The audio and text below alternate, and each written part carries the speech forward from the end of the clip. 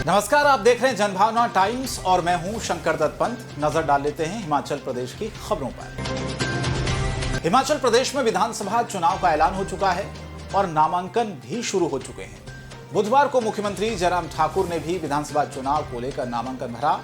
बता दें कि सबसे पहले मुख्यमंत्री जयराम दिल्ली से सिराज में स्थित अपने निवास स्थान पर पहुंचे और वहां से उन्होंने अपनी मां व देवी देवताओं का आशीर्वाद लेने के बाद सराज के कुथा में एक जनसभा को संबोधित किया। उसके बाद एसडीएम कार्यालय में अपना नामांकन पत्र भरा और बीजेपी नेतृत्व का धन्यवाद दिया। मैं सराज विधानसभा क्षेत्र की जनता का हृदय से आभार व्यक्त करता हूं और पार्टी के नेतृत्व का, आदरणीय प्रधानमंत्री नरेंद्र मोदी जी का, आदरणीय अमित शाह जी का, हमारी पार्टी के राष्ट्रीय अध्यक्ष जो हिमाचल से ही हैं, हमारे साथी श्री जगत प्रकाश नड्डा जी, उन्होंने हमें एक अवसर फिर से दिया पार्टी के माध्यम से सराज विधानसभा क्षेत्र के प्रतिनिधि के नाते यहाँ चुनाव लड़ने के लिए, और मैं उनका आभार व्यक्त करता हूँ। और सराज विधानसभा क्षेत्र की जनता ने मुझे पिछले 25 सालों में बहुत प्यार दिया है, बहुत स्नेह दिया है, सहयोग दिया है और उनके एहसान को हम कभी भी चुकता नहीं कर सकते हैं। और अब की बार इस राज्य विधानसभा क्षेत्र के लिए किस प्रकार का अवसर है, जब मैं यहाँ से पार्टी के प्रत्याशी होने के साथ साथ में यहाँ प्रदेश का मुख्यमंत्री भी हूँ और मुख्यमंत्री के तौर पर भी यहाँ पर नॉमिनेशन फाइल कर रहा हूँ। तो इसलिए एक इस प्रकार का अवसर है जो राज्य विधानसभा क्षेत्र के लिए एक लंबे समय तक के इतिहास में याद रहेगा। और कांग्रेस के वरिष्ठ नेता रामलाल ठाकुर ने टिकट मिलने के बाद माता नैना देवी के दर्शन किए और बाजार में स्थानीय लोगों की समस्याओं को सुना। नैना देवी में बन रही लिफ्ट और होर्डिंग्स एरिया की समस्या को लेकर स्थानीय लोग, दुकानदार ठाकुर रामलाल से मिले। लोगों का कहना था कि लिफ्ट बाजार से बाहर से बनाई जा रही है और एक बड़ी लिफ्ट स्थापित की गई है, जिससे ज्यादातर श्रद्धालु बाजार से बाहर से मंदिर पहुंचेंगे और सैकड़ों लोगों का रोजगार खत्म होगा। रामलाल ठाकुर ने कहा कि जैसे उनकी सरकार सत्ता में आएगी, समस्या का समाधान होगा। इसलिए मैं कह रहा हूँ कि लोग थोड़ा सा करें। ये जो है ना, गवर्नमेंट बनेगी उसके बाद ये जो हर कुछ इन्होंने कर रखा है उसको बिल्कुल अनडू करेंगे, कोई नहीं बनेगी। गरगेट विधानसभा क्षेत्र से बीजेपी प्रत्याशी राजेश ठाकुर ने अपना नामांकन भरा। इस दौरान सैकड़ों की तादाद में उनके समर्थक शामिल हुए। सभी ने राजेश ठाकुर का स्वागत किया। बता दें कि 25 तारीख को नामांकन का आखिरी दिन है। राजेश ठाकुर ने एक निजी पैलेस में जनसभा को भी संबोधित किया और विकास के काम गिनवाए। उन्होंने जनता से बहुमत देने की अपील की और प्रदेश में बीजेपी की सरकार बनाने की भी अपील की। आज भारतीय जनता पार्टी के पक्ष में जो हिमाचल प्रदेश में लहर बनी है और जो पार्टी ने निर्णय लिया है, भारतीय जनता पार्टी कमल का फूल मुझे दिया है, उसको गरगेट की जनता ने स्वीकार किया है। और आज ये जोश से लग रहा है कि गरगेट में कमल बहुत ही मार्जिन से खिलने जा रहा है। खबरों में आगे बढ़ते हैं। मिल्क फेडरेशन नाहन में इस बार शुद्ध देसी घी से बनी मिठाइयां बाजार में उतारी। बता दें कि फेडरेशन ने पिछली बार 2021-22 में शुद्ध देसी मिठाई से 6 लाख की इनकम की थी, जबकि अब की बार यह टारगेट 12 लाख करने का है। इसके अलावा अगर फेडरेशन सालाना दूध से 3 करोड़ और देसी घी से 80 लाख रुपए सालाना कमाते भी हैं। फेडरेशन के सेल्स असिस्टेंट विश्वजीत शर्मा ने बताया कि फेडरेशन शुद्ध देसी घी से निर्मित मिठाई नाहन बाजार में उतारता है। उन्होंने भी बताया कि 2 दर्जन से अधिक अलग अलग वैरायटी की मिठाइयों को इस बार बाजार में उतारा गया है। Vishwajeet Sharma, sales assistant Nahan milk plant.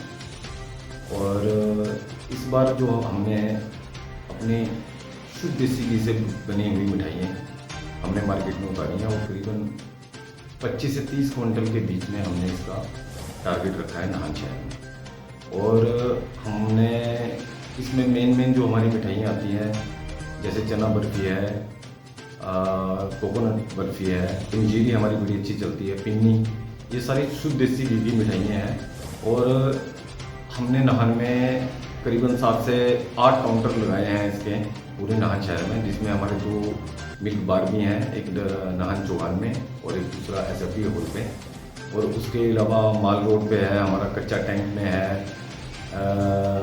नया बाज़ार में है हमारे काउंटर।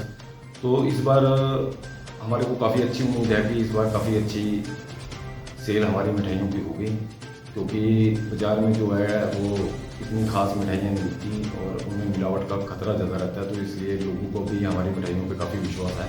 तो हम उम्मीद यही कर रहे हैं कि इस बार काफ़ी कुछ अच्छा होगा। HP मिल्कफेड नाहन में कार्यरत हूँ और मैं आपको कुछ जानकारी हमारे प्राइम प्रोडक्ट्स हैं जैसे घी और प्राइमरी दूध के बारे में जानकारी दूंगा।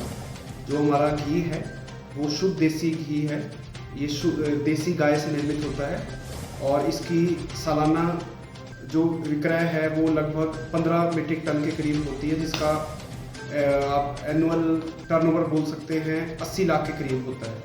और हमारा जो प्राइम प्रोडक्ट है दूध, वो हम 3 तरह के दूध बनाते हैं। एक है स्टैंडर्ड मिल्क जो हम CRS नाहन को विक्रय करते हैं, और टोन्ड मिल्क है वो हम करते हैं JNV नाहन को, और तीसरा जो हमारा लूज मिल्क है जो पूरे नाहन शहर में विक्रय होता है वो विक्रय की जाता है। और सालाना हम 7 लाख लीटर के करीब जो अपना दूध है वो विक्रय करते हैं, जिसकी एनुअल टर्नओवर 3 करोड़ के करीब होती है।